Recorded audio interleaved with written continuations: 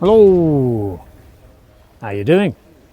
You know, today's a really miserable day for sitting outside a bar and having a coffee.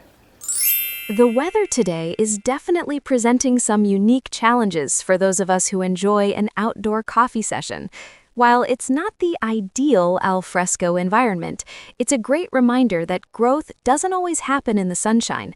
Sometimes you have to embrace the grind and the rain to find that next level of resilience.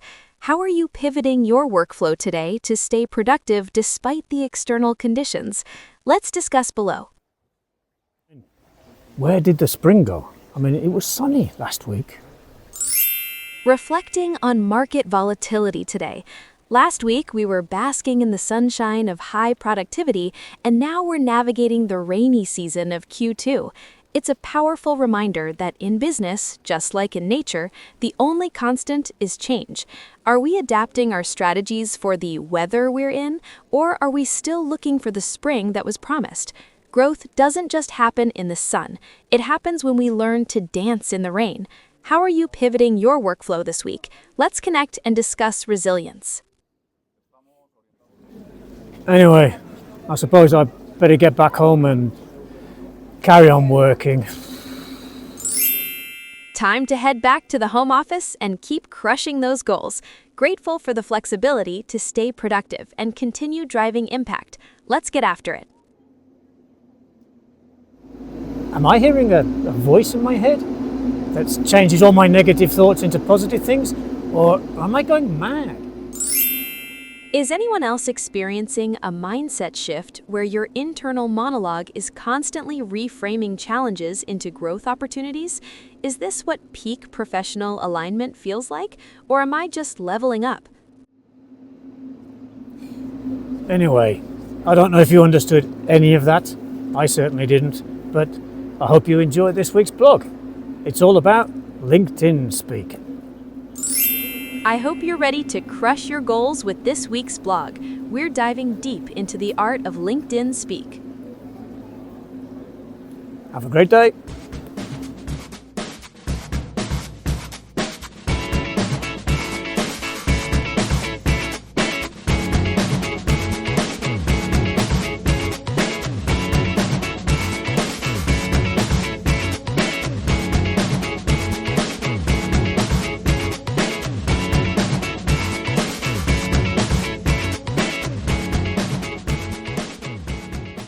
You know, when you walk into a typical social gathering, you get this messy mix of reality. Like someone is complaining about the weather, someone else is totally exhausted from their commute. Right. It is just human. It is honest. Exactly.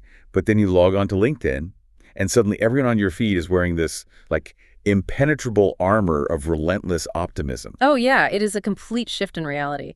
A place where a flat tire is not a ruined morning, it is suddenly a spontaneous lesson in crisis management. Yeah, and that is exactly what we are dissecting today in this deep dive, using a really fascinating translation app called Kagi. We want to know why we sanitize our real lives into this relentless corporate positivity. Because it really is relentless. Okay, let's unpack this. Unlike the rest of your social media, professional networks essentially demand an endlessly upbeat attitude to build your personal brand. Enter Kagi.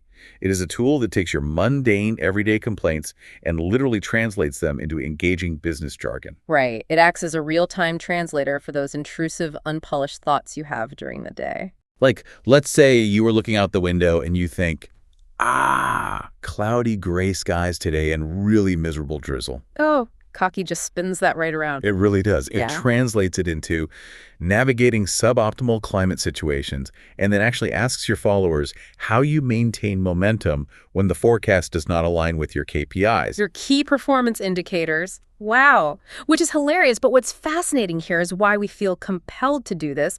The psychological ecosystem of these platforms is so rigid. How so? Well, in that environment, failure, bad luck, or even just plain laziness are fundamentally unacceptable. Unless, of course, they can be framed as a temporary hurdle you have already conquered. Like that Spanish example from the source, right? Where someone complaining about struggling to get out of bed becomes this inspiring lesson on grit, discipline, and pushing through friction. Yeah, exactly. It's like an Instagram beauty filter, but for your internal monologue. Just as a visual filter artificially smooths out your pores, This corporate jargon smooths out your human friction so you're more palatable to employers. That is a great way to put it.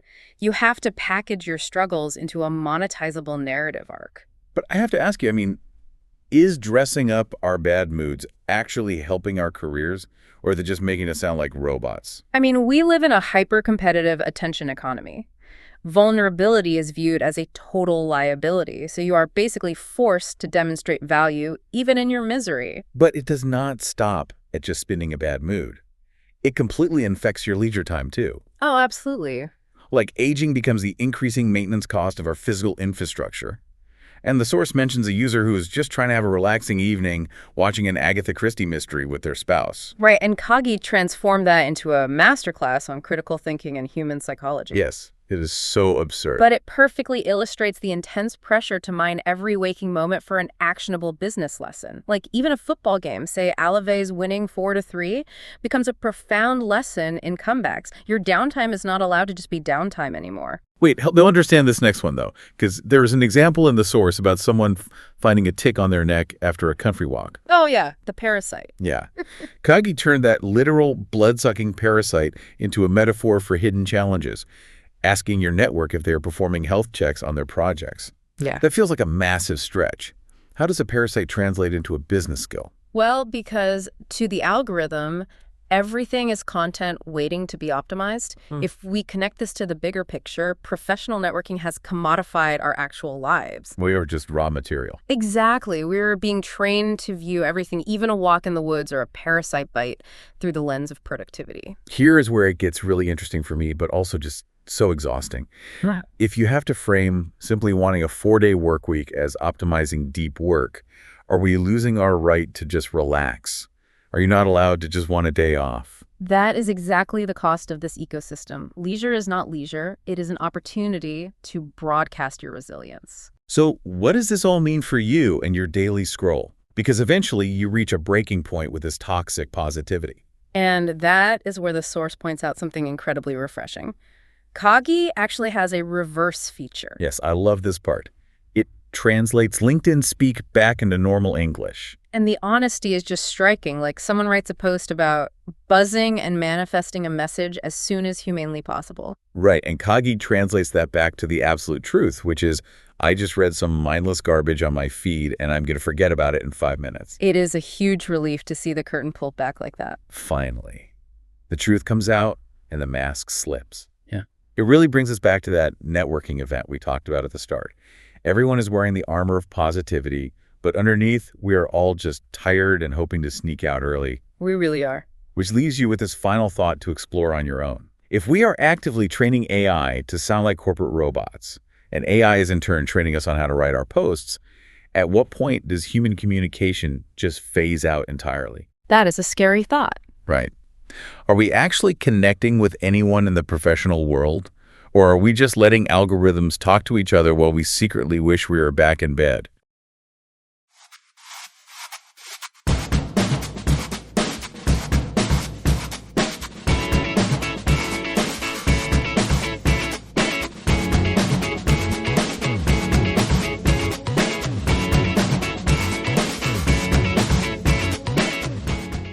Chat about these questions and write down your opinions and ideas.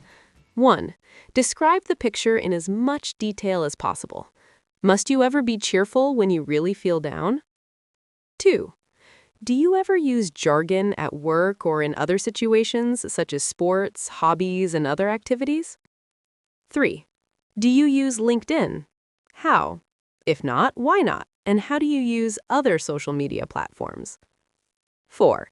Can it be difficult to stay cheerful and upbeat when you are at work? What can ruin your mood? 5. What other ways are there to promote brands, products, companies, and individuals?